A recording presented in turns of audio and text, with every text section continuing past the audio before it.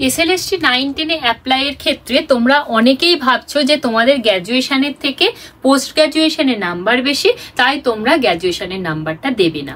সেক্ষেত্রে বলে রাখি, শিক্ষাগত যোগ্যতার যে পেজটা ওপেন হবে সেখানে দেখবে মাধ্যমিক, উচ্চ মাধ্যমিক, গ্র্যাজুয়েশন, পোস্ট গ্র্যাজুয়েশন, বিএড প্রত্যেকটা নাম্বারই কিন্তু তোমাকে দিতে হবে। এবং তোমরা যে ভয়টা পাচ্ছ যে গ্র্যাজুয়েশনের থেকে মাস্টার্সে আমার নাম্বার বেশি, তাহলে সেটাই দেবো, তো সেই বিষয়ে একটু সংশয়টা দূর করি। দেখো এখানে কি বলা হয়েছে যে এডুকেশনাল কোয়ালিফিকেশনের 10 মার্ক, সেটা কারা পাবে না, based on marks of graduation or post graduation, অর্থাৎ গ্র্যাজুয়েশন অথবা পোস্ট গ্র্যাজুয়েশনের নাম্বার হিসাব করা হবে। এরপর দেখো কি বলা হয়েছে, হুইচ এভার ইজ হায়ার, অর্থাৎ যেটার নাম্বার বেশি থাকবে সেটার নাম্বারই তোমার ক্যালকুলেট করা হবে। অর্থাৎ এই যে 10 নাম্বারটা, সেটা যদি তোমার গ্র্যাজুয়েশনে বেশি থাকে তাহলে গ্র্যাজুয়েশনের নাম্বার ধরা হবে, যদি তোমার পোস্ট গ্র্যাজুয়েটের নাম্বার বেশি থাকে তাহলে তোমার পোস্ট গ্র্যাজুয়েটের নাম্বারটা ধরা হবে।